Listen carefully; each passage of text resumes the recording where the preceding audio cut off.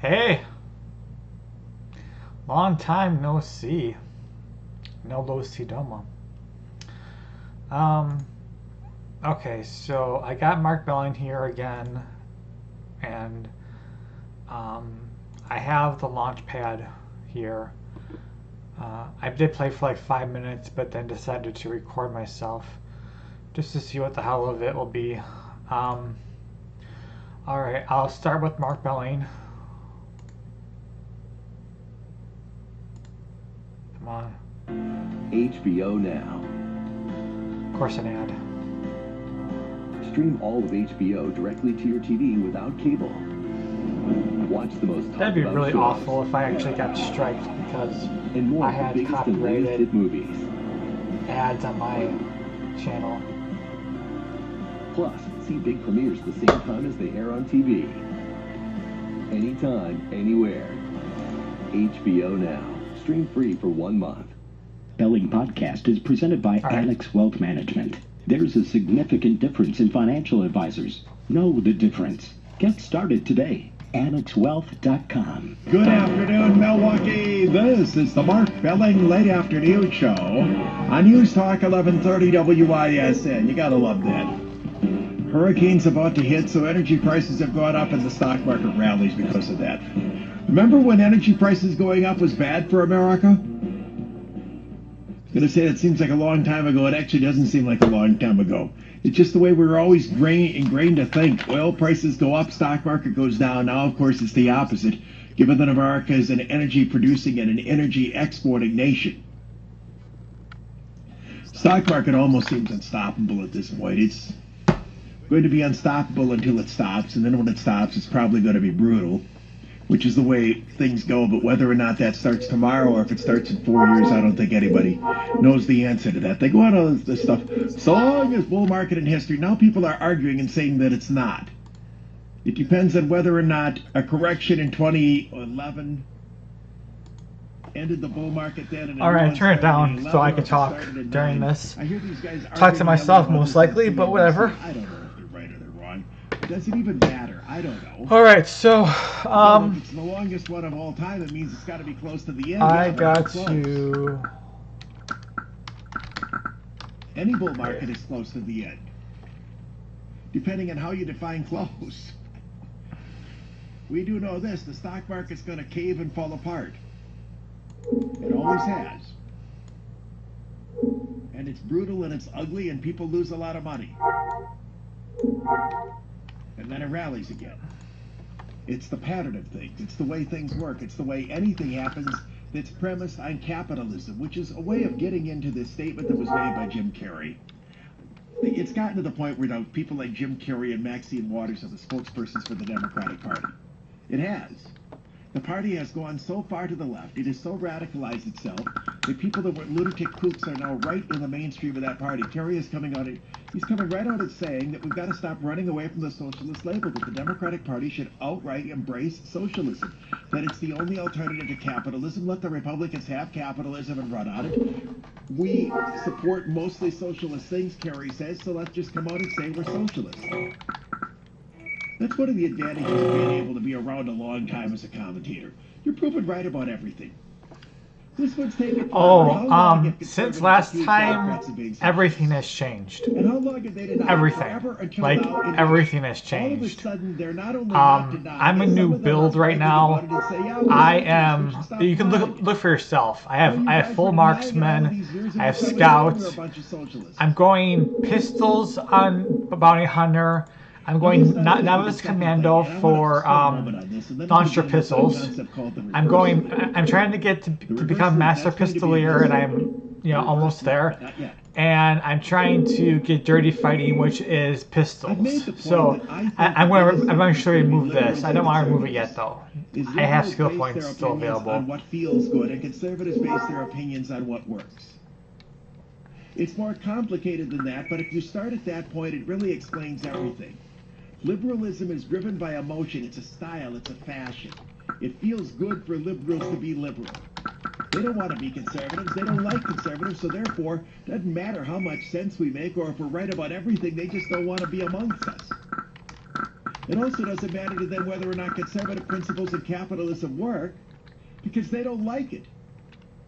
So what if it works? They still don't like it.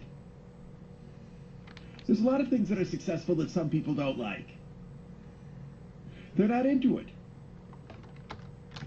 They want to live in a world that has the benefits of all of this success. So when Republicans get elected and capitalist policies are implemented, they're able to benefit from that, but then they want to turn around and say that this isn't why it's happening, that they don't like it, they don't accept it, they believe in other things. Which is why whenever we put them in charge of anything, everything falls apart. Then they get thrown out, Republicans come back in, conservative policies are implemented, things get fixed, and they come back and they argue for the same things again. The new time this time around is, this is actually now a full change for the Democratic Party in terms of rhetoric. Believe it or not, it wasn't that long ago, just a matter of a few decades, that the Democrats were more anti-communist than the Republicans. Really? After World War II ended, They were... the world was facing a dilemma. We actually partnered with the communists to win a war against the Nazis. That was FDR. And that meant that the world was left with two powerful forms of government, the communist and the capitalist. And the communists, the Russians, Stalin, they picked up a lot of the pieces of Eastern Europe. And they became the other dominant superpower. So you went from a country that had to work with the communists to one that was now forced up against it. And a lot of the Democrats were extremely anti-communist, including liberal Democrats who were into civil rights and all of that stuff. They were extremely anti-communist. In fact, the union movement in the 50s and the 60s was unbelievably anti-communist. Why? The union movement did not want the socialists and the communists to infiltrate their movement and take it over. The union movement was premised on people who believed in workers' rights and gave the workers a lot of money, but they did not believe in rejecting capitalism, because the unions understood that the only way that their workers could ever make a lot of money is if we were capitalist, and they fought very hard to stop any type of infiltration. Go ahead and kill each one of these right here. All these over here. I probably should do that. Let's do that. Let's do something different this time. The 60s came around. I want to kill some of these imperialists. We fought a war against the communists. In South Vietnam, we warred against the Red Menace, expansion of communism, and that was the beginning of the end in terms of liberals understanding the inherent evils of communism. I like this map. This was a good idea. What's the point this map of telling idea. us all this history lesson? Well, I don't think it matters. By the way, that is not we're dealing the here attack with for a difference between what feels good and Master what works. Bounty Hunter. I decided to use it because I'm not going to get Master Bounty Hunter. Thinking that this is a good idea because it makes you feel good. My mind doesn't work that way. I'm a logical thinker. I have to base my arguments on the basis of what works, what is successful. Liberals don't care about that. If they did, they would abandon the decrepit, awful, horrible Milwaukee public school system, throw it onto the ash heap, force MPS to sell these empty buildings, and turn the schools, turn all of our education over to these private schools that are doing a wonderful job educating kids. But liberals don't want to do that because they want to feel good about public. Oh, they love public education, diversity, public education. And, of course, they make money off of it, given the fact that the vast majority of the people who work in the system are them. The fact that it doesn't work, and there's an alternative that does work, that doesn't faze them. I won't die. I will not die from these three. They're never fazed by what works or what doesn't work. They instead are motivated entirely by what makes them feel good. Why do you think they put so many bumper stickers on their cars? They want to advertise who they are. It makes them feel good to be a liberal. You know what it is? It's a drug. It is. Liberalism is an addicting drug. And like all addicting drugs, I don't think so. It leads you to a path of ruin. It's not good for you. But, like all addicting drugs, you feel good when you're on it. So the liberals feel good while on it. Oh, do they feel morally superior now making fun of Trump? Oh, there's some people in the salon. Wow, do they love to carry on and rant and rave about things. You think this resistance movement has them miserable? It has them crazy because that's what happens when you're addicted. You become crazy. But when they're acting out against him, they're having the time of their lives. I hope they respond You never quickly. hear liberals arguing a position, though, on the basis of whether or not it will work. They will argue on the basis of, well, is it fair? Is it diverse? Does it produce equal outcomes? They never argue anything on the basis of whether or not it is going to work or not. This is why they get flummoxed over and don't want to talk about the streetcar. And trust me on this, Milwaukee liberals do not want to talk about the streetcar. They do not. They know it's a fiasco. They know it. I think their great nightmare was that they actually finally won and we got a streetcar. As long as we didn't have it, they could argue that it was the most wonderful thing and we're the most backward city in the world for not having it, because it just was an academic argument. Now that we have it and we're going to put this thing in motion, and these guys are actually quite they don't difficult. like this. They also don't like I might be killing this guy quite quickly. He's difficult compared to the other guys. I mean, we super slapped troopers. right into where all of them live. They're the ones that have to deal with this mess. Dark Trooper or whatever. They don't like discussing it because I talk about whether or not the thing is going to work. They don't want to talk about whether or not it's going to work because they know it's not going to work. This guy's, yeah, I'll move But them that's not the quickly. motivation for liberals doing anything, whether or not it's going to work. This is how, and this brings me back to Jim Carrey and socialism, how you can take an economic philosophy that has failed everywhere it's been tried on the planet, and you see liberals now trying to do it here. I mean, it's not like. Oh, by the way, has this to launcher stand on a pistol is petri here dish. because this is my end game. You understand how This many, is my end weapon. times we have implemented socialism in the world, and in how many parts of the world and in different cultures. I'll keep my it's been scare tried pistol, but I everywhere on won't the use planet. it very It has often. yet to work. In fact, it has brought tremendous misery everywhere it's been tried. There we go. Look at Greece.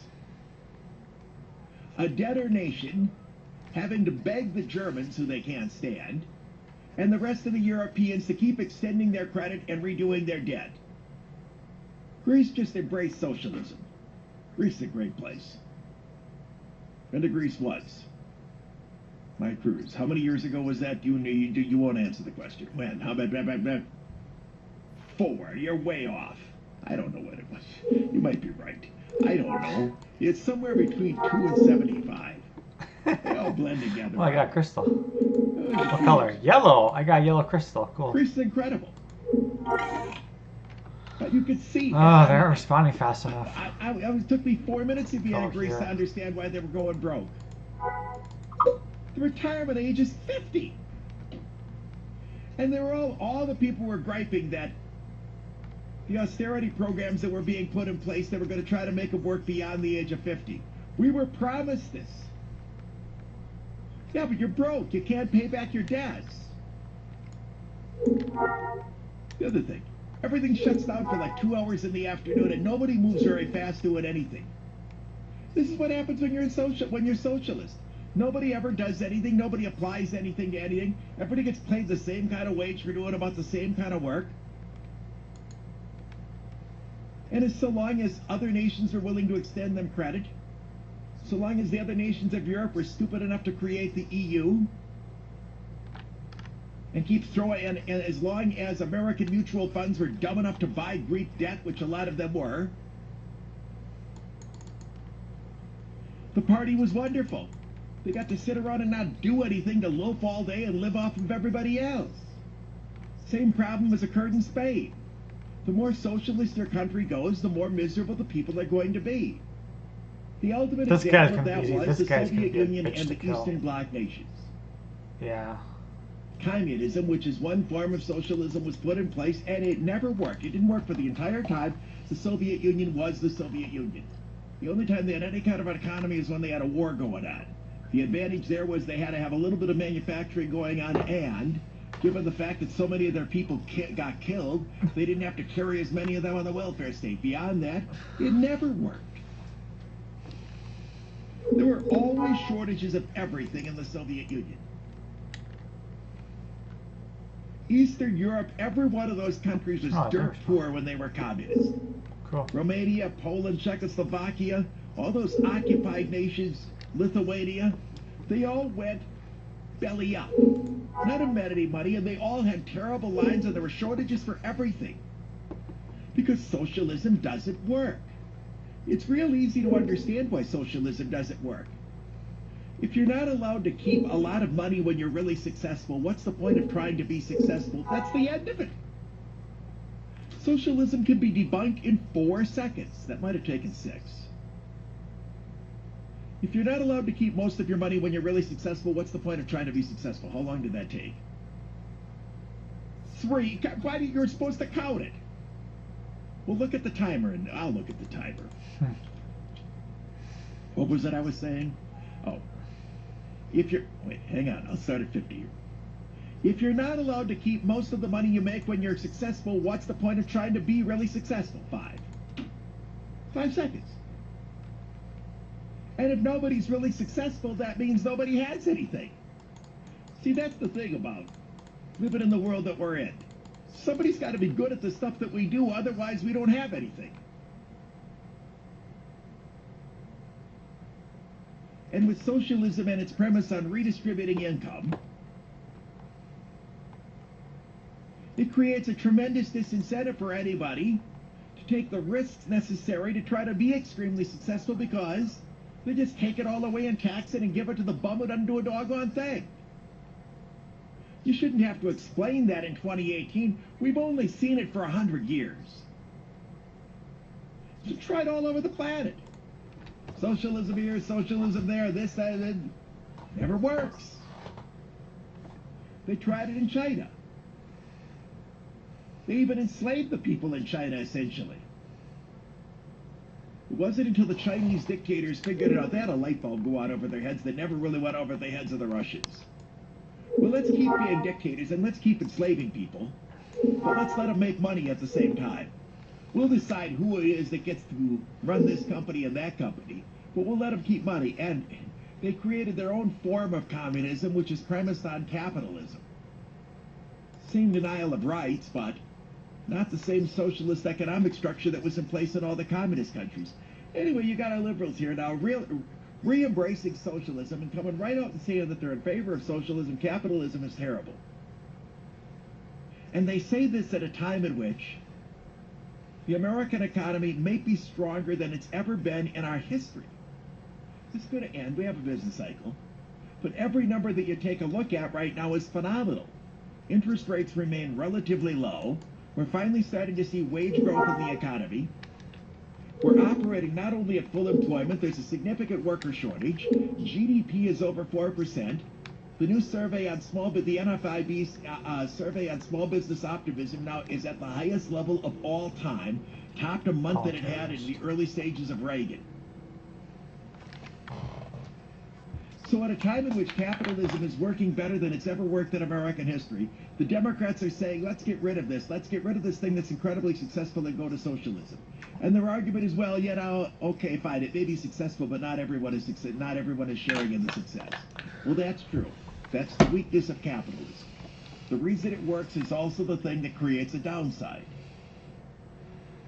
If you're really successful and you're allowed to keep most of what you make, that means you have a lot more than the people who aren't making as much.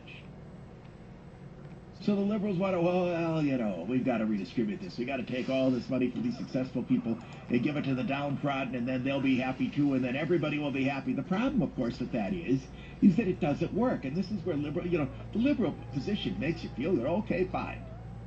You rich guy, you got all this money, we're going to take it from you, we're going to give it to all these poor people. That makes you feel good to say that, but it doesn't work. Ultimately, what happens is there are no more rich people left to take the money from, and therefore we don't have anything to redistribute to the poor people, and everybody is in the same rat hole. Again, I think about 5 seconds to explain it. You know what, though? You've got an entire generation of Americans under the age of 30 who've never even heard that explanation. They've been taught in public schools and in universities by people who've never spent a day of their lives in the private sector, who buy into all of this lefty crap. We have too many parents who have allowed their kids to go into some of these classrooms and listen to some of these unprofessional leftist hacks spew garbage at them, and they've tolerated it. Because the teacher was, I don't know, I guess nice to them. When you had the parent-teacher conference.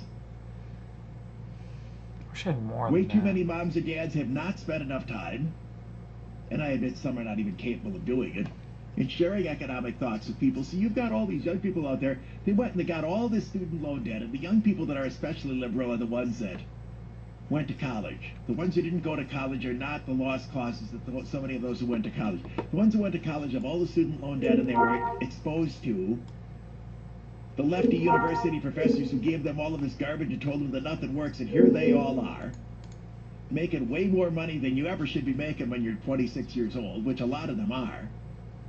But they find themselves not getting ahead because they've got all this student loan debt, so somebody says, well, let's be socialist, and what do they know about socialism? Do they know that it's failed everywhere it's tried? Did they even hear both of my 5-second explanations? No, they didn't. So they take their marching orders from Jim Carrey.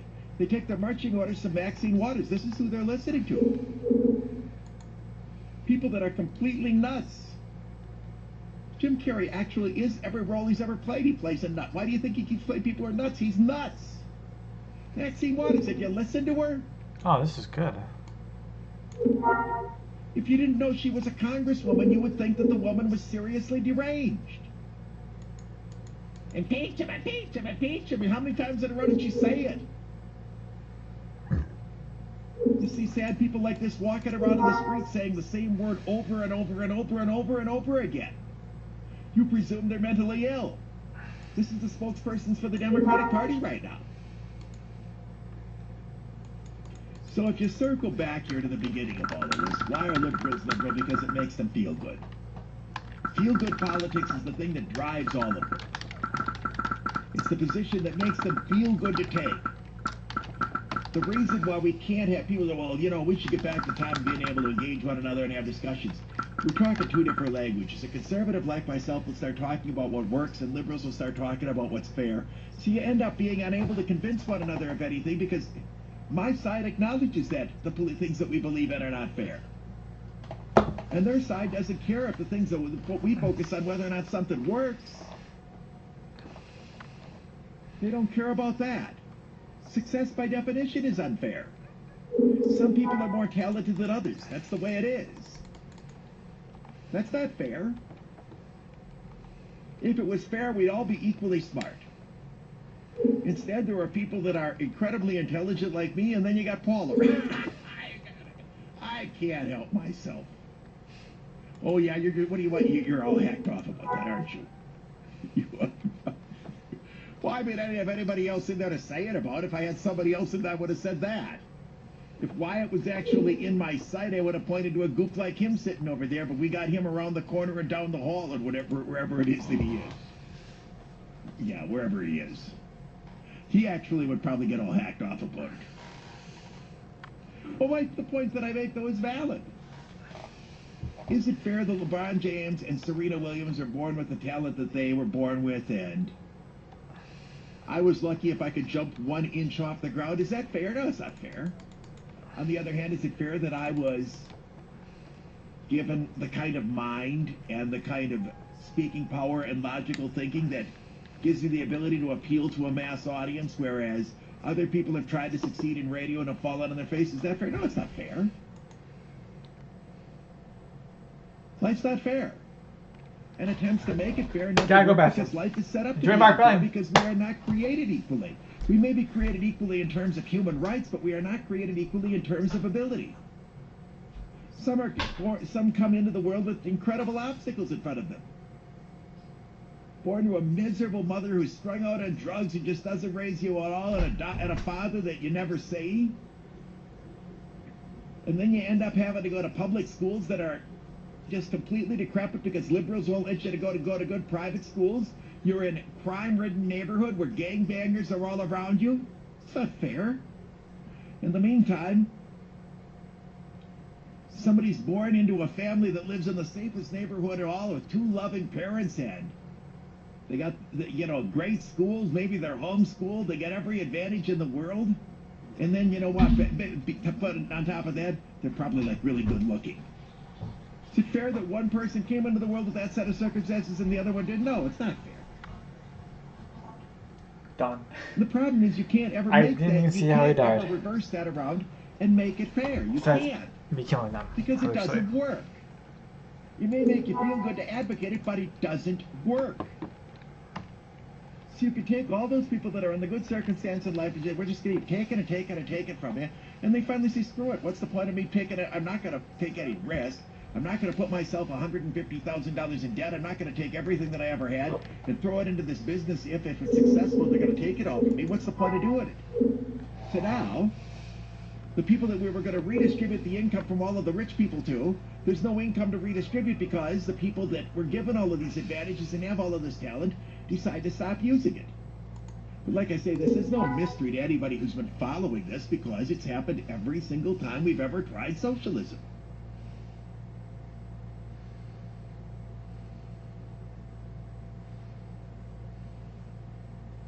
It ought to be the easiest argument in the world to win.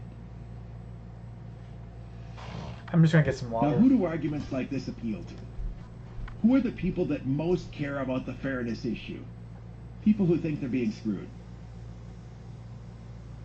I still have the reverse leak to talk about here. People who think they're being screwed. And you know what? We have become a nation of victims. Not always for the worst of reasons. We try to focus on oppression, rightly so. We try to tell people, in the past we told people to bury and repress their feelings. Well, that's not good. I'm one of those people that do that's gonna. Where did you go? Where is he in there? You're over there. Well, I know, but it was all you're in the glare. In the I didn't game. see you. I thought you Pretty left late during the show. outside right now. I'm like, well, that actually is not the fault of the flickering light system. You were in the glare over there. Yeah. Thought you were like walked out of the program, stormed out on it because of like reverse being hacked off about my thing about talent and not talent. Where was I? Oh. You don't want to repress your feelings. That's not good.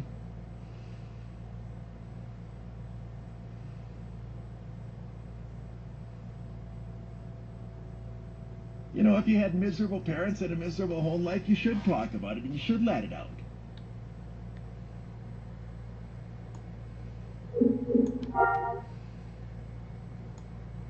If life has dealt you terrible blows and you got hooked on drugs early on, got to acknowledge and face up to it.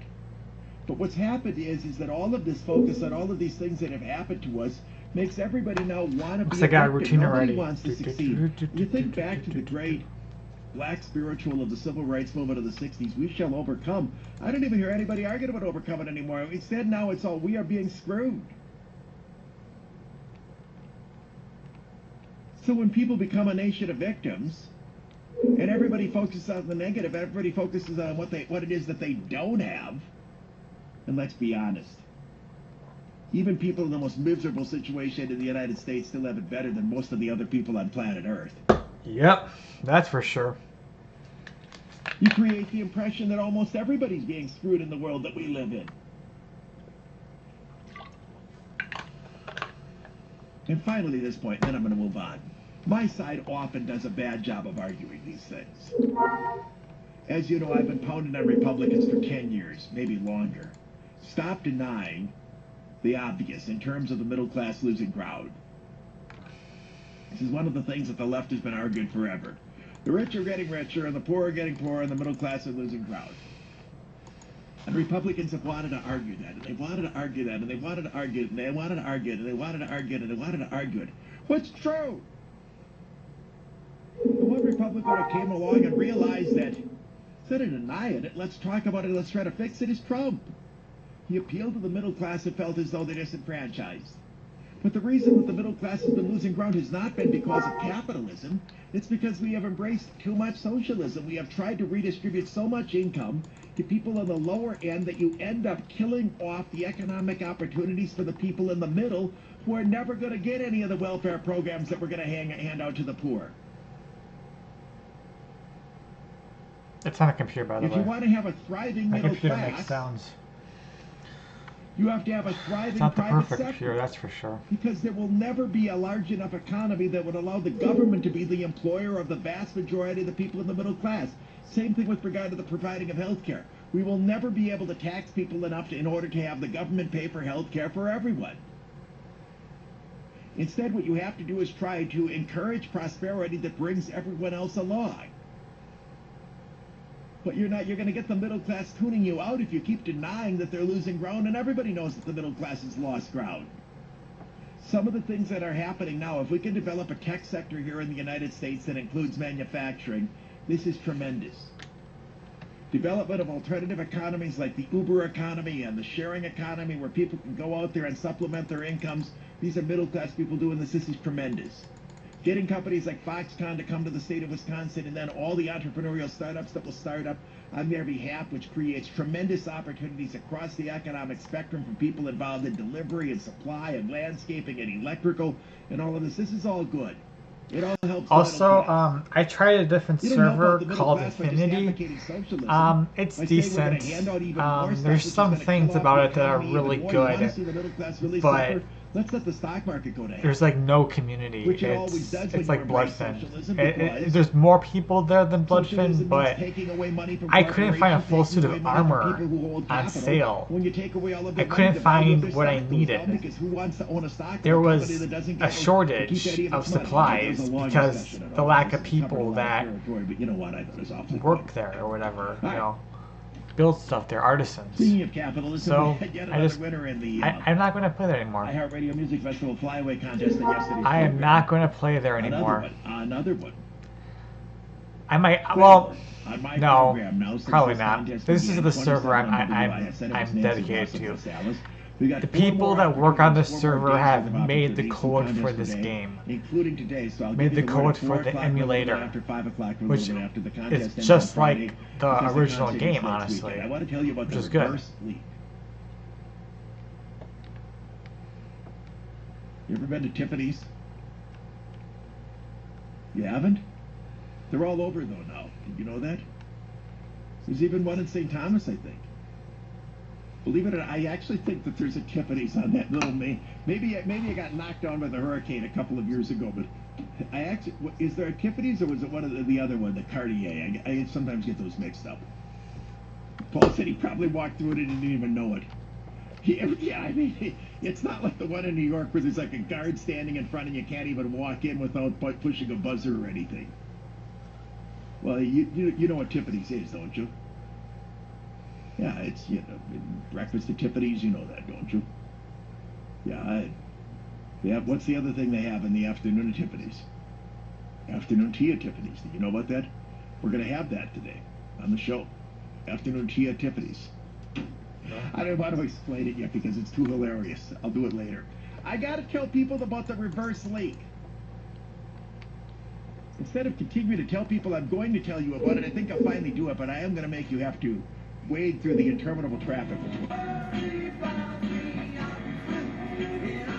News Talk, 1130 WISN, Mark Belling, late afternoon show. You all know about Hurricane Florence, which is aiming at the Carolina coast at the end of the week. In fact, the story is being excessively covered. And when I say that, I'm not saying that it's not an enormous story. I'm saying that they just keep telling you the same thing over and over and over again. For the people who are living in North Carolina, evacuation routes, how to help sandbagging, securing your belongings, who should leave, who shouldn't, obviously valuable. They keep showing us the same radar picture and the same cone spinning around and the same 4 and 3 numbers on a map all day on TV. I just think is repetitive and pointless. Our weather forecast is the opposite of what they're feeding. By the way, you can't even make up cub whining anymore. You can't make it up. They don't want to have to make that makeup game up on Thursday because they're afraid that it's going to rain, that the hurricane... First of all, the hurricane's not even supposed to hit the coast until late afternoon Friday. It's possible. They don't even know when the rain's going to start up the coast. It's possible it'll be raining out there. They don't want to have to go. They want them to cancel the game now. This is the same team that had a rain-out game at Wrigley Field last year against the Brewers when it never rained. Now they don't even want to have to get on the plane to go. They wanted to cancel the game because it might be raining Thursday. You think I'm making this up, don't you? No, and then they're saying if you need the game to be played because it matters in the standings, play it at the end of the year, but you might not need it. Maybe the Cubs will end up winning by 2 games, so the game doesn't even have to be... If the season's still going on, you play the game. And the reason they don't want to play it is obvious. Of course, if they get a chance for another off day, they'd like to have it. Make you... Got a new cover for my they're whining phone. about everything. They whine. All It's they actually a ever battery do is cover. whine about the weather down there. I mean, they whined about having to play 2 games on Saturday, but they had an advantage on Sunday in that being rained out. They got to have an off day before playing the Brewers. I mean, it'd be great if you only had to play like it. Here's our weather, which this must hack off the Cubs. They can't rain out tonight's game and tomorrow's game apparently. Gorgeous weather for our area for tonight. Mostly clear tonight with patchy fog overnight. Lows will drop through the 60s, hitting about 59. Tomorrow, kind of a clone of today, mostly sunny, highs in the mid-70s. Same thing for Thursday, mostly sunny, high 75. Actually, a little bit warmer for the weekend. Brewers, of course, are back in town, and the Packers have that game Sunday afternoon against the Vikings. Friday, mostly sunny, 78. Saturday, mostly sunny, 80. Sunday, mostly sunny, high of 80. Still warm next week with a chance of thunderstorms by Monday. The reverse leak.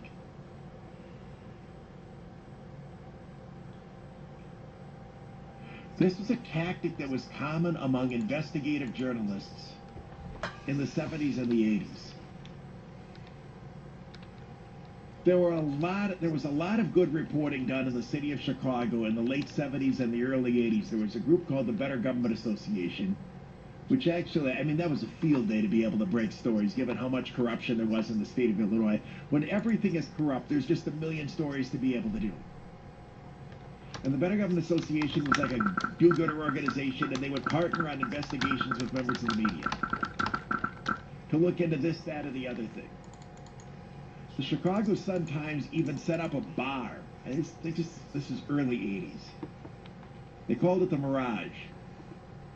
They set up a bar. The Chicago Sun-Times set up a bar and didn't tell anybody they were running it. Just to sting all the crooks in the city of Chicago who would come in and try to shake them down.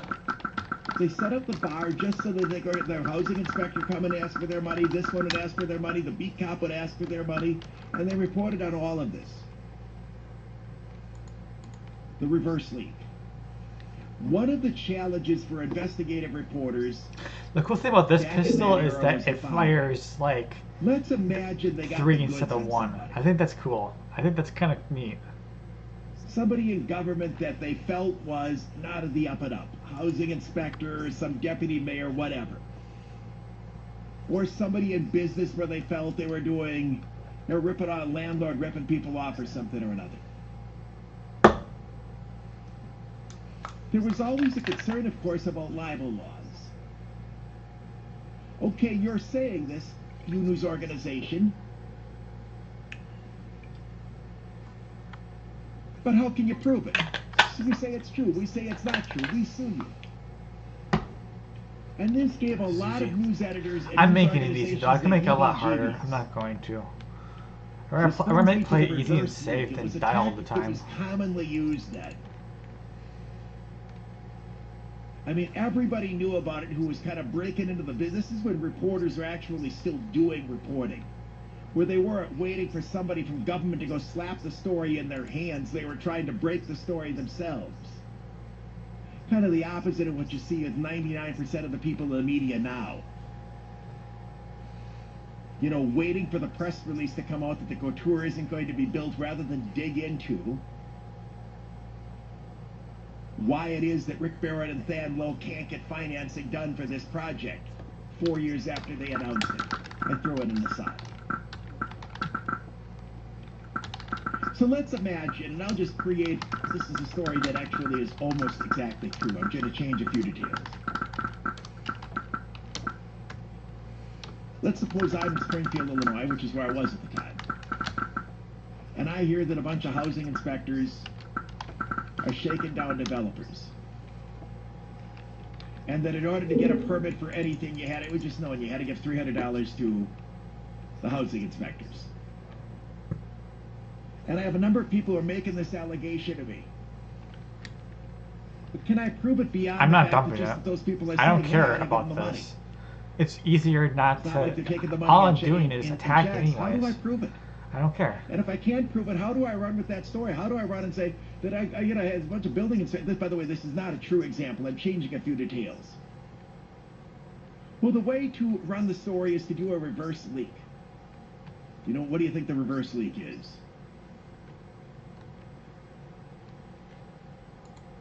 Well, the opposite of a leak, but what is it?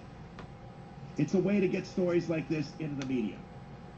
The biggest reverse leak that I can think of was an investigation that occurred by one of the Chicago newspapers in the early 80s of corruption in the Catholic Church. This wasn't sex abuse, it was a different problem. It was the Chicago Archdiocese.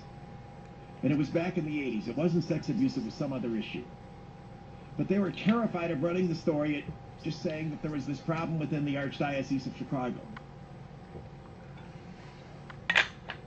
So what they did was they engaged in a reverse leak. Here's how the reverse leak works. And I'm sharing the story for a very important purpose. The reverse leak works the following way. Now let's go back to me with this fake example I have in Springfield with the building inspectors.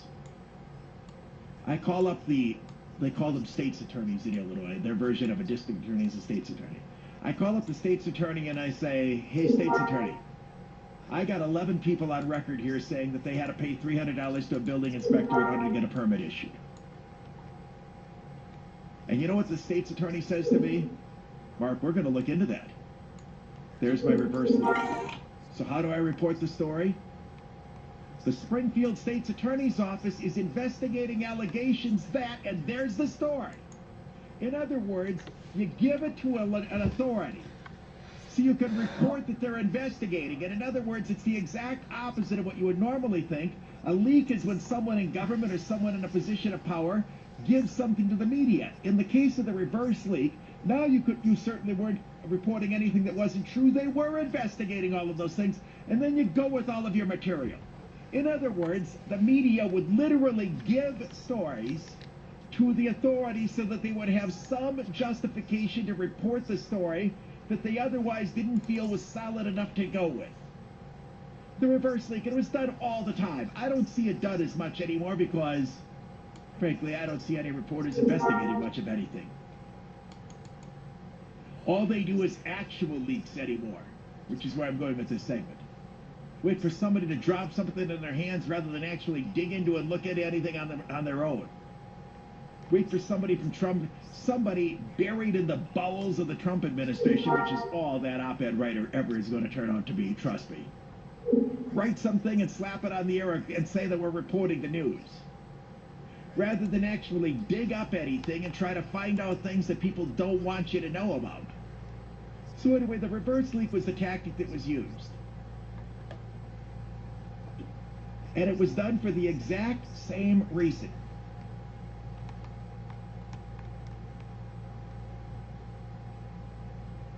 That Peter Strzok and Lisa Page orchestrated their leaks on Carter Page. Lisa Page, Carter Page, no relation. This story's being avoided by most of the major media, but it's been reported by a fair number of news organizations. Mark Meadows, congressman from North Carolina, now says House investigators have obtained texts and emails that indicate that Peter Strzok, FBI agent, high-ranking, involved in the Trump and Clinton investigations, was corresponding with his girlfriend Lisa Page, counsel for the FBI, in which they orchestrated how it was that they would leak individual stories to the media, in particular the Carter Page story. Here's what they did. Leaked to the media that there are questions about the conduct of Carter Page. The media runs the story, hey, there's questions about the conduct of Carter Page. And then use that story and run off to the FISA court. Hey, we better investigate this. This newspaper, the Washington Post, just reported there's trouble with Carter Page.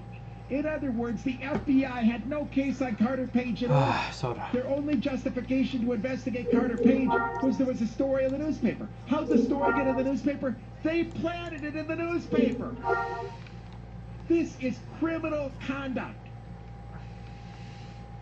These are law enforcement agencies inventing non-existent crimes to investigate by dropping false tips to the media just so they can now go and start doing surveillance on people not at all connected to the original target. It was never about getting Carter Page on anything. They wanted to come up with justification to bug the Trump administration and conduct surveillance of the Trump administration and start a grand jury on the Trump administration and try to get a special prosecutor named to look into Trump. Come up with a fake story planted in the media. When the story's planted in the media, say, oh, the judge, there's a story in the media here. We have to look into this. They're alleging criminality occurred. Can you imagine if this was being done to liberal organizations by an abusive FBI that wanted to target civil rights organizations? Plant a story that a civil rights leader is embezzling money. Not even true. And then go to court and use that as an excuse to wiretap 50 people in the civil rights. I mean, I'm telling you, the media and the left in this country would rightly go crazy. It is a violation of every civil rights standard that you would expect, and it's a violation of the constitutional rights of every American. We can't have criminal prosecutors, and we can't have police agencies like the FBI running around pretending to investigate a crime that never occurred as an excuse to go after other people that they just don't like. And we now know it. Okay. If we had an attorney general rather than the wimp that we have in Physician Sessions, there'd be a full criminal investigation here into the conduct of these people within the FBI. This would be intolerable if it occurred in a small... If this occurred in Big Bend, it would be appalling. If a cop in Big Bend planted a story that a bar was selling to minors and planted it online to some blogger in Big Bend, and then used that as an opportunity to go in and raid the bar night after night after night just because, as it turns out, he didn't like the bar owner, people would be appalled at that. This is the presidency of the United States and the FBI.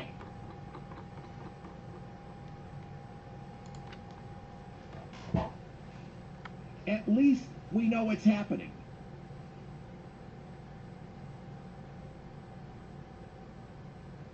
And in trying to explain to the audience, what's the name that Russia's using for struck, stroke? So he's got like 3 things in there: struck, stroke.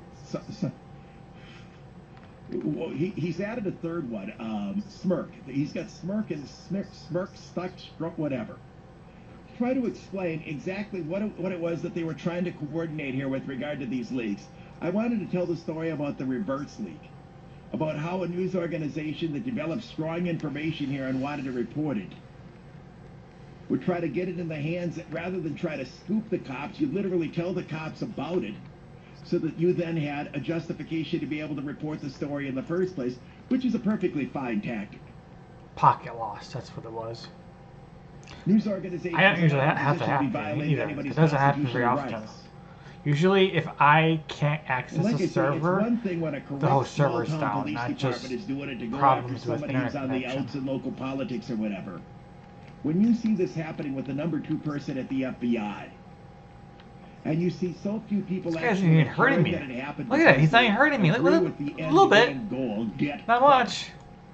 Bye-bye. You realize that the entire integrity of our criminal justice system in the United States and the integrity of the FBI and the Department of Justice right now essentially has been destroyed.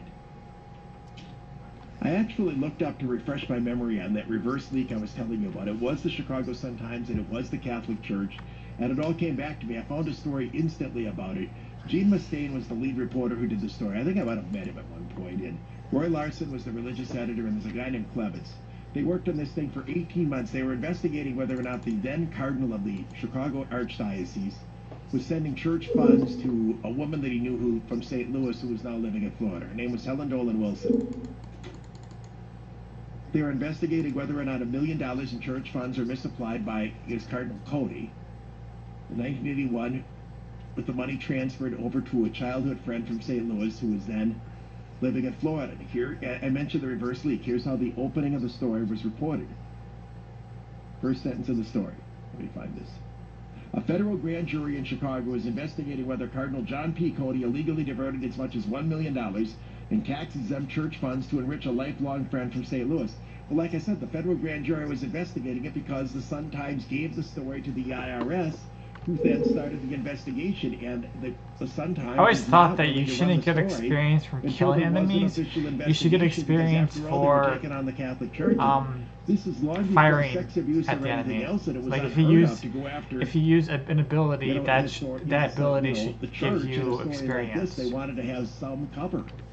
I don't think you And should as I you should said, get I think you experience could just argue because it's you probably killed a an enemy. legitimate tactic on the part of the Okay. news organization. It meant that they had an extra piece or an extra layer of confirmation in being able to go after a story before putting it out there. It's one thing for reporters to come up with information and give it to the authorities, which is a responsible thing for any American citizen to do. It's something else altogether for law enforcement authority, even if they're conducting an actual investigation of an actual crime. The notion that they're just going to run around and leak the stuff. I'm that they're surprised by how many investigating people that play on targets this of investigation server for that people haven't played been before. charged or anything, that's I'm why like, in I'm and of actually itself, shocked. in this instance, they were coming up with How stuff is that that wasn't even possible? true, How do you leaking know an about this untrue game? piece of information This just as the pretext niche to go around then ass to be able to go game to the FISA court to issue. and The FISA court's be established able foreign to intelligence. access it Because without the FISA playing court it was the thing before? that came into play after Seems weird. 9/11. That's Nobody's what they were using advertising to this go after nowadays. officials of No, the Trump administration and I didn't even associates of find Donald out Trump about this on server the basis of until like nothing. a month or two after Leak it came a out. lie, then investigate the lie with wiretaps and all. I used the term on the program yesterday, coup.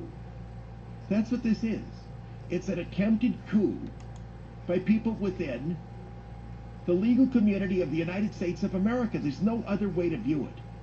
And I'm just telling you, there is no... If Ken Starr had done 1% of this in his attempt to get Bill Clinton, people would have been outraged over it. I know the lefties can't stand Donald Trump, but we do a lot more damage to our country if they are going to allow their obsession with Trump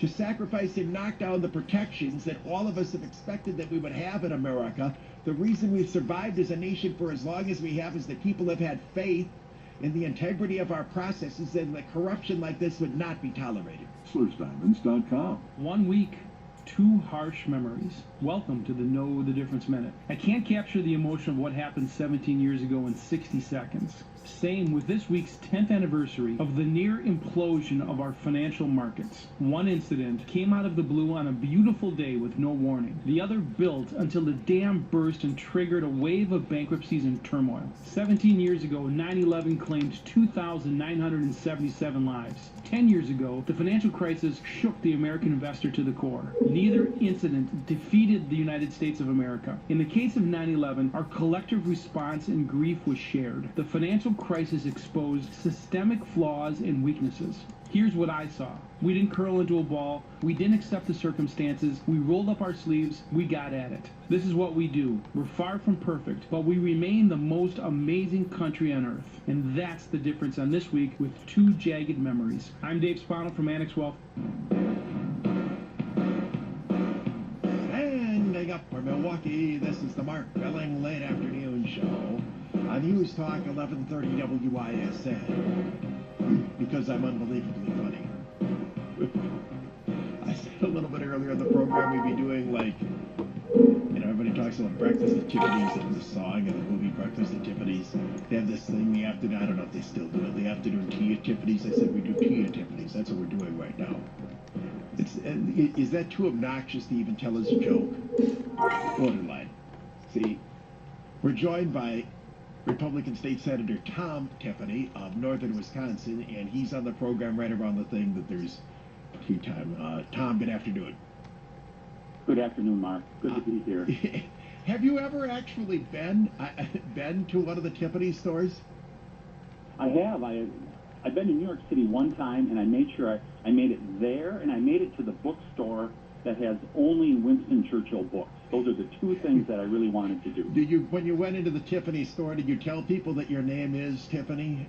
There's probably a lot of women with the first name Tiffany who've been in there, because I think somebody whose name is Tiffany would probably love Tiffany's. Did you go in there and say, hey, I'm a Tiffany too, or did you try to restrain yourself? Yeah, and then they looked at this backwoodsser from northern Wisconsin. In the Tiffany's, you should have just, hey, I am 59% of the place. We set this up a number of years ago, and all right, enough of that. Senator Tiffany is commenting today in response to statements that have been made in the media by former long-term Walker Transportation Secretary Mark Gottlieb, who is suggesting that the governor's statements on some of the things pertaining to transportation in Wisconsin are not true. Now, my own baggage on this is I come at this as a longtime critic of Gottlieb and his administration, and I have felt that one of the failings actually in the Walker administration in the first several years is that we have done nothing to reform the Department of Transportation, largely because Gottlieb, a longtime hack who is, I think, way too in bed with the road builders, has not tried to do anything to reform bidding processes or anything else. So I want to state my conflict that this is hardly an objective interview. I have a bias against believing anything that would come out of Gottlieb's mouth because he's a political hack who I think is upset that he wasn't allowed to stay in his job. Anyway, that's my baggage. I want to turn a question now to Senator Tiffany. I should do You something else. specifically are speaking out in response to several comments that Gottlieb has made about increase in transportation volume, need for maybe more just lanes, and get a few enough other for things. Pistol I'm Grips just going to throw 3, an open-ended question learn at it, you first. go back to What's your CNET, concern with some of the and statements that Gottlieb has made? Well, I look back to the audit that came out at go the back end to of CNET Gottlieb's and tenure. He served 6 becomes years under Governor go Walker. on leave I was and actually quite then surprised that quit. he stuck around for 6 years. Maybe. As I put in the media release I put out today, Mark, that he was clearly a fish out of water in the Walker administration. It was a reform administration, right?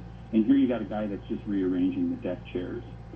And so he really was not instituting the reforms, and it was very frustrating for some of us to not see at least some reforms coming out of the Department of Transportation. And we are starting to see some of that now, and so it's a little late, but it's a good thing. The other thing I would say, Mark, is that I kind of chuckle at this whole Journal Sentinel series trying to show the malcontents from the Walker administration. I look at it another way. So they've got 3 people so far, right? 3 people that have come out and blasted the governor that worked for him out of hundreds of people. Well, and there were the 3 biggest screw-ups in the administration. You had the guy that oversaw Lincoln Hills, which I think, is that in your district? That's in my district. Yeah, I mean, you had the guy from Corrections who oversaw Lincoln Hills and did a terrible job on that. You've got the guy from the Department of Transportation who was whose agency was the subject of a state audit that showed all sorts of inefficiencies that never were dealt with in his administration. I mean, they're acting as though they ought to be going to, as some sort of gospel source, the biggest foul-ups that the governor had in his administration, and he did make a couple of mistakes. And as the 2 people that I focused on early on in his administration, and I said this on my program repeatedly, I tried to warn the governor that Wall at Corrections was a disaster. I could tell that he was doing a terrible job there, and I have been speaking for as long as the governor has been in, that I thought rather than seeing any time of attempt to reform DOT, which frankly under Jim Doyle was a disaster, that Gottlieb was in there and he wasn't doing anything to make it better. He was again the same slave to the Madison bureaucracy and same tight guy with the special interest to control transportation policy. So I think if the governor deserves any criticism here, it was in hiring a spectacular staff of, as you said, hundreds of people over the years. He did make a couple of misses, and to hear crying now coming from the misses that are out there is rather annoying. Let's deal with some of the substance, though, of Gottlieb's statements. Gottlieb is saying that the governor is understating the increased pressure that's going to be faced on transportation and that we need to be doing more road building and more freeway construction now. What's your response to that? Well, I think to fix what's going on in the Department of Transportation, it's like any big agency, it's like any big business. You got to get the little things right, and they're starting to do that now. I'm going to give you a real quick example that affects us here in northern Wisconsin. It's called a bridge strengthening program that they've put in place. Rather than replace a bridge that is needs some repair, in the past, what they would do, Mark, what the is they would fuck? wreck and rebuild, tear it down, and replace it. Over 18 to 24 months. Yeah, and exactly. And they have a bridge strengthening program now, Oh my where God. if the bridge has another 10 to 20 years in it, by just putting in some structural supports, they're now doing that. So that cost is what, $50,000 to $100,000 on one of these rural bridges, rather than spending How's $1 this million. guy doing so much That's damage? a small example, but it's among the things that they're doing. They've eliminated a layer of review by engineers. They had like See, this is what I 4 said layers of before about review them being by difficult. They are engineers difficult. on these bridge projects. They eliminated one of those layers. They're really doing some common sense things that we were hoping would happen early on in the Walker administration, but at least they're being done now. And that's why I'm so hopeful that the governor gets another 4 years. Is I think you're going to see really good things happen if they keep this reform agenda in the Department of Transportation. I mean, we spend almost $4 billion a year in maintenance and repair of roads in Wisconsin.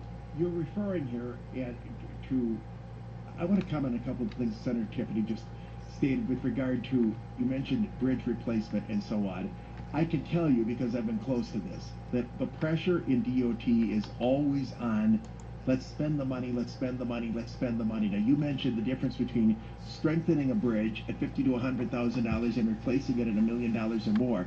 If we don't do the replacement, that's some contractor that isn't getting paid $1 million to do the bridge replacement, and it's also a couple of state engineers who inevitably, when they turn 55, go to work for some of these construction firms, not having a major engineering project to oversee. So the pressure is always, of course, to spend the money, spend the money, spend the money, because that means this money is being spent, public money is being spent, and it goes into the hands of some developers. This whole thing with the Scott Holes campaign that you see the operating engineers doing with the support, I think, of some of the road builders, is there are people I think are very fearful.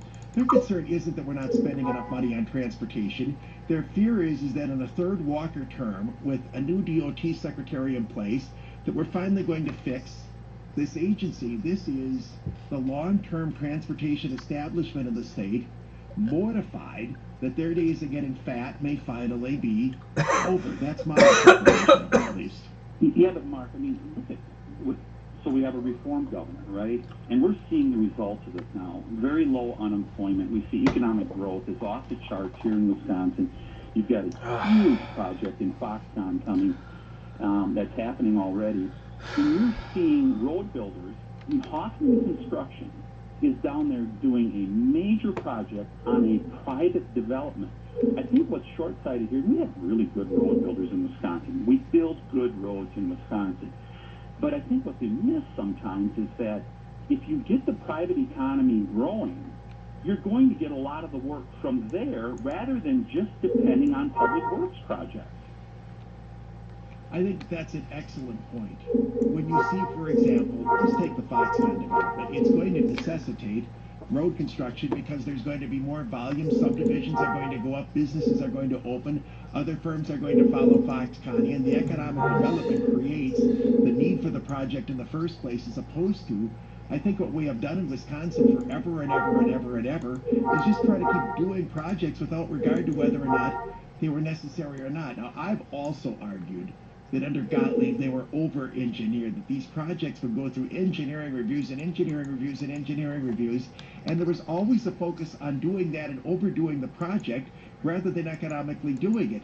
Now, I will credit DOT, and whether or not Gottlieb deserves any credit for this or not, or whether or not the new Secretary Ross deserves all the credit, they did bring this massive zoo interchange project in Milwaukee in under budget, as opposed to the total mess they've made of Verona Road in Madison. They've gotten a few of these other things done, so maybe there's some progress that can be made here. I just think that to see somebody like Gottlieb, who was in there for 6 years as DOT Secretary, and, you know, he says he left on his own volition, that he wasn't forced out. I think that that can be debated. To see him coming forward now and somehow claiming that we haven't spent enough on transportation in Wisconsin and that the governor is wrong about managing our transportation needs is outrageous. I mean, I'm sitting here, Senator Tiffany, in southeastern Wisconsin. We have been dodging construction barrels here forever. The zoo interchange project was redone. My traffic guy is talking about a resurfacing going on now on I-43. We are widening to 4 lanes, I-94, all the way from the Mitchell Airport to the Illinois state line. Local road projects. I mean, I literally can't get to my work right now because they're rebuilding 3 separate street interchanges in West Allis and Greenfield. And so to argue that we have not done enough on transportation spending, it's a false argument that these people are putting forward, and I suspect, as I said, Gottlieb is doing it. Lemon lime, this is not water, this is lemon lime soda. Yeah, well, the argument made by some that I think really debases their argument is when they say we have the third worst roads in the country. That was thrown out regularly and repeatedly last year. Third worst roads in the country. All you have to do is talk to the average citizen who has traveled around this country, and they will scoff at you and say, there is no way. Now, we have some needs in Wisconsin. Absolutely. We have something called winter. But we do not have the third worst roads in the country. And when I bring that up with people, they just kind of laugh. They say, have you ever driven in Minnesota and their gravel roads? Have you been over to Michigan and Illinois lately? And I think that really harms their case when they try to cite data like that really was created, I believe, out of thin air. Well, I think you're right about that. The other thing that I've noticed as I drive around the country is that we spend a fortune making safe intersections and so on. When you get to Wisconsin, every traffic, every stop and go light, it's on a fixed base pole, lit up and all of this stuff. You go to most of the rest of the country, they got wires and there's one light hanging in the middle of the street. They do no engineering of it at all. And I think all of that has to be factored in. I think a better analogy is whether or not we are spending more per citizen on transportation or not. And there, our numbers are really high. Anyway, you come from your district is huge. Your state senator, meaning that's 3 separate assembly districts, and you come from the least population dense district in the state. I'm sure your district is the largest by area of any state senate district in the state. So you have not a lot of people, but a lot of road needs because people have to get from one place to another. Nobody wants to see their taxes go up, but everybody wants to drive on a road that doesn't have any potholes on it. What have you heard from your constituents? Do they want to see a ton of money spent on transportation? I don't care. Do they have concerns that too much of it is being spent on these freeways, none of which are in northern Wisconsin? I don't think you have an interstate that runs through your district. What? Maybe I-39 gets up there a bit. But what have they told you about transportation? What are you hearing from your people about it? All right, so I guess I could grind some more. This little path I've figured out where they respond just in time. Pretty good. You know, how about us? Pretty good. And I think it's a valid point. But we really do have good roads. And most people, when they really look at it, they understand that. But you know, it's actually even bigger than that, in my view. When you look at infrastructure spending here in Wisconsin, we've been a great beneficiary of the broadband, state broadband expansion program. I view that as part of our infrastructure. We have Wisconsin Public Service up It's here at 96%. It's good. And miles It's a reverse electrical 69. making our electrical grid much more reliable because we regularly have power outages. Yeah, buried lines are much less likely to go down with bad weather. Man, some people need some better so names. We have things like that that are going. I mean, This is a good name. This is a stupid name. In my district Dr. that have Mia. upgraded their sewer and water here over the last 5 years or so. Okay name, but you realize it's supposed to be saying Tequila Sunrise. It's really impressive. And this is obviously And stupid. it's part of the rejuvenation that we're seeing of our economy here in Wisconsin. My recollection is, your background before you were elected to the Senate, did you operate a resort, or am I getting mixed up here? Yeah, I owned a dinner and excursion boat for 20 years. Yeah, and as I recall, I think you actually ran for the legislature once or twice before you got in, but the reason I established this, you've been kind of involved in and following politics and government in Wisconsin for a long time, in addition to the years now that you've been in the state Senate. And I bring this up because, to me, it is, of all the things that are most galling about the criticism that the governor is receiving on transportation here, some from within his own party, is I was around, and you were around, during the Doyle years. We raided the state transportation fund. We not only didn't add money to it, we took money out of the transportation fund to patch up the state budget that he was operating that was running at massive deficit. We fell so far behind in infrastructure in the last decade, the zeros. One of the reasons why we've been doing a fair amount of borrowing here in the teens is we have been making up for lost time for the miserable job that the Democrats did in running transportation when they were in charge, and the notion that if Tony Evers becomes the governor, that we are going to start spending money on roads is comical. Democrats don't like cars. They don't like roads. They don't like transportation. They will abandon this issue the moment he gets elected, should he be the governor. And anybody who's been following this issue in the last decade is aware of the overt hostility that the Democrats have to transportation in Wisconsin. And Mark, you always tie these things up in a neat bow because that is entirely accurate. In fact, An intrepid reporter should pose this question to Tony Evers. When Jim Doyle stole over $1 billion out of the transportation fund, did you write any press releases critical of Governor Doyle? And you know the answer. You are right. We do know the answer to that. In fact, the state Supreme Court had to declare those fund raids to be illegal, and we had to pass a constitutional amendment to protect the state transportation fund from Democratic governors illegally raiding those funds. Anyway, I still might could ask. Can I ask you a political question aside from what we've been talking about with transportation? Yeah, fire away. Yeah. What's your sense of what's going on, Walker versus Evers, in your part of the state? We know that the Fox Valley in northeastern Wisconsin often is the region that decides elections. Madison produces massive votes for the Democrats. City of Milwaukee does the same thing. Milwaukee suburbs produces a massive vote for Republicans, usually, and this has certainly been the case in Walker's 3 wins. So goes the Fox Valley in northeastern Wisconsin. I don't know so which one goes I'll the pick state up of first. Wisconsin. What's your sense right now of what's going on? They all cost the same amount of So I think it's a really good question. experience, Yes, Mark. so I could pick up I don't think people fully realize any one of them. Though these counties are small in population, the turn of these northern counties. He's doing nothing to me. He's doing nothing. Now he's doing nothing. His recall and Well, things like that. what the And of fuck? course, He did the that, then he... election, Wow.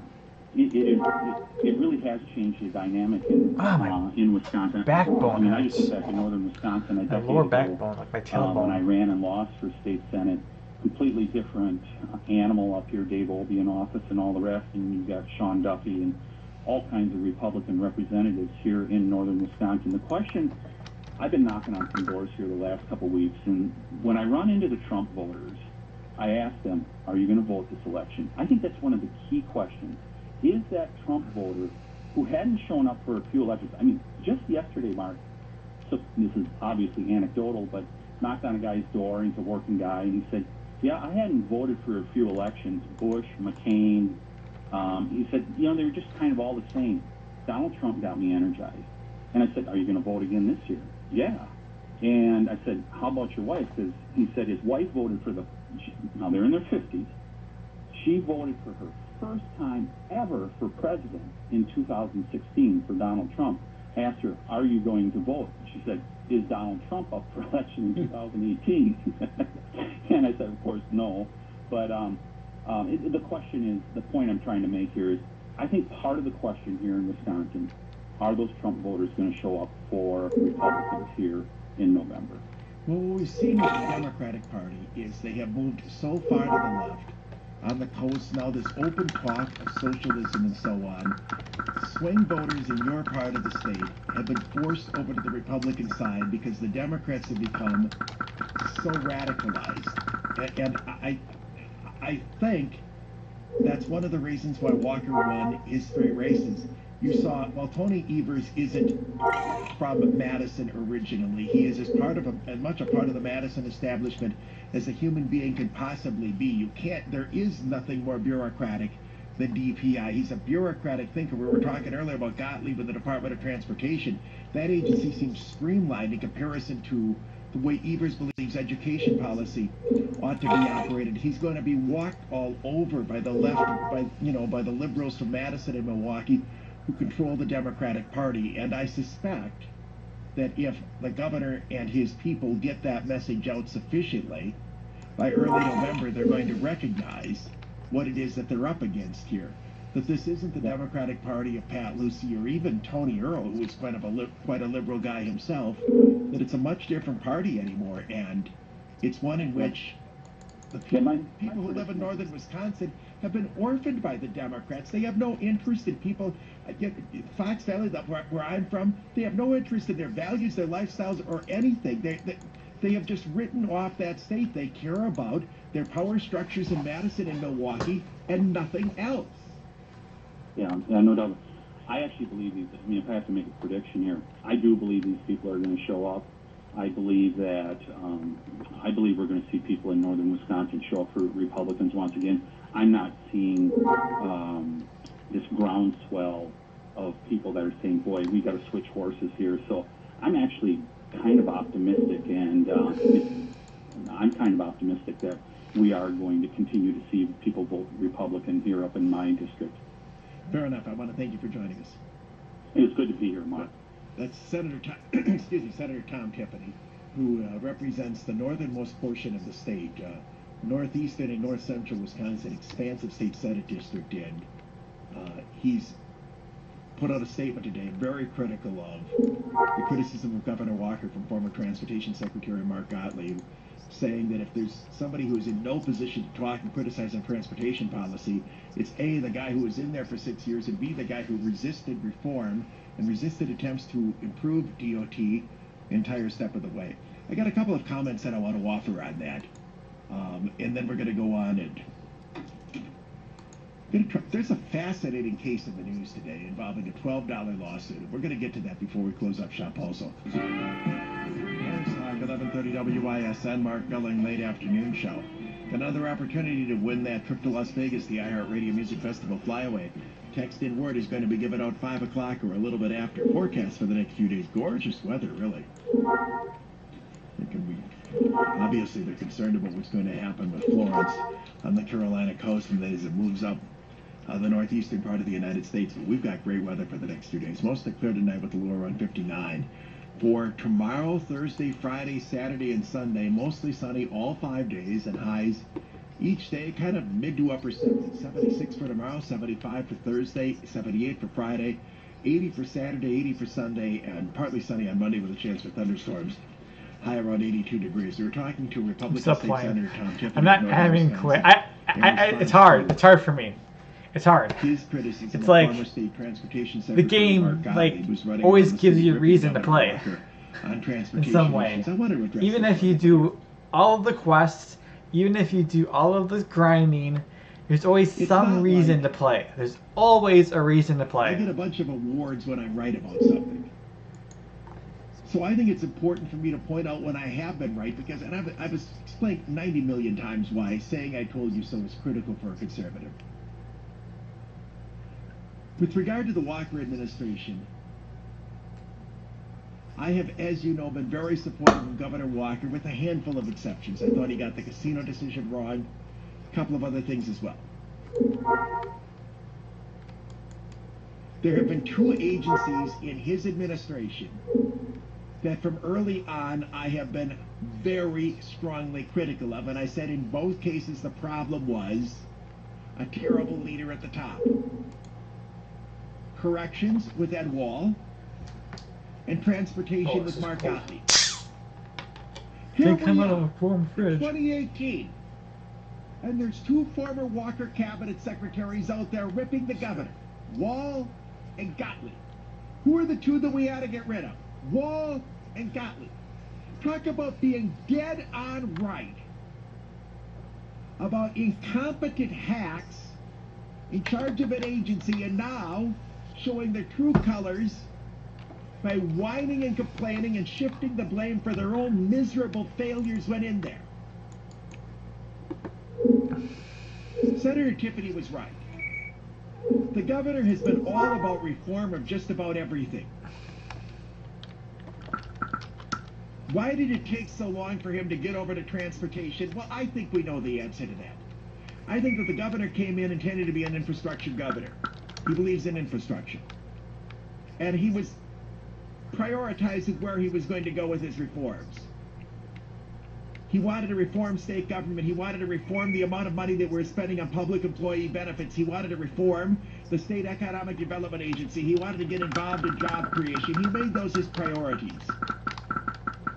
I think he made it clear that he wanted to see some reforms within DOT, but it wasn't on his front burner.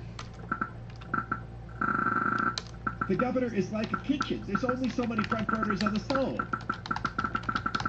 Now that we have dealt with it, we have such a strong economy and so on, transportation issues are coming back to the fore, and from a lot of different perspectives. And the governor has been trying to fix and reform DOT so that the money we spent is better spent. That's the resistance that you're getting now from Gottlieb. It's the reason he's not there anymore, and it's the reason he's whining from the outside. A state audit was done 2 years ago. The audit was done by a bipartisan agency, the Legislative Audit Bureau. And it showed the DOT essentially is completely screwed up and totally inefficient. Again, comments that I have made as a knowledgeable person from the outside before that audit came in. Darker. In particular, they focused on the asinine way that we do road contracting in the state. The way we do it now is design, bid, build. That's ridiculous. There isn't a single person who would do a house that way. Anymore, at least. Or the way you do an office building or any kind of an economic development proposal. You end up with a project that is designed without regard to the cost. It's much more efficient to do what's happening throughout the construction business and the private sector and go to design, build, or the derivations of them. I'll check. I'll check to see if in which my you plan the pistol entire can do all the project tasks out that are on my initially rather list. than go out and seek construction bids after you've come up with something, not having any idea how.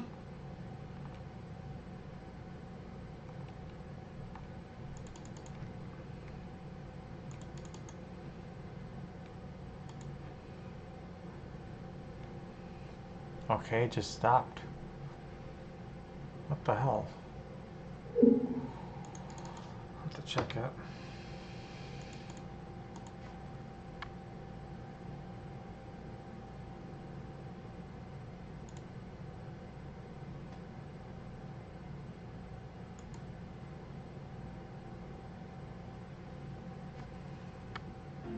HBO Now. Stream all of HBO directly to your TV without cable. Watch the most talked about shows. And more of the biggest and latest hit movies. Plus, see big premieres the same time as they air on TV. Anytime, anywhere. HBO Now. Stream free for 1 month.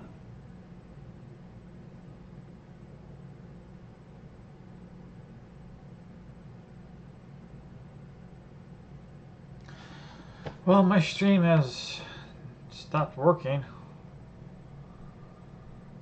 I don't know what to do.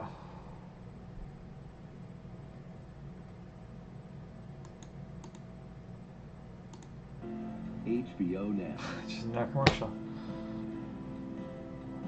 Stream all of HBO directly to your TV without cable.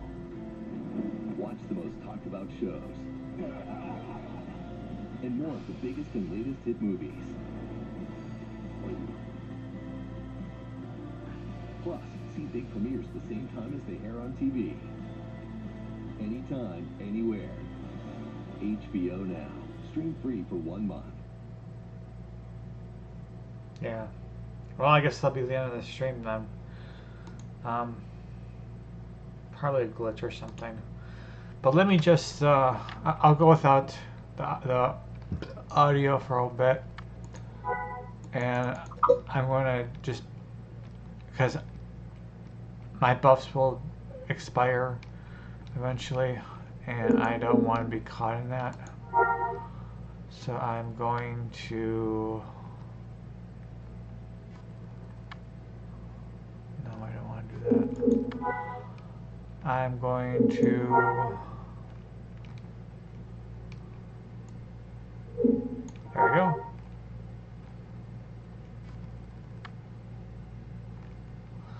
I didn't even finish my entertainer buffs, damn it.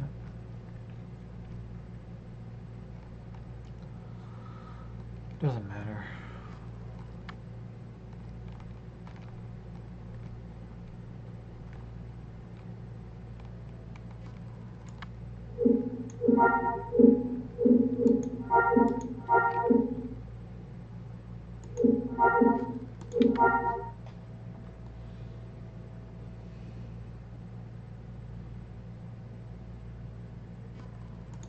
All right, see you later. Well, it's dark. It looks dark in here, darker than it actually is. It is this dark. All right, see you later.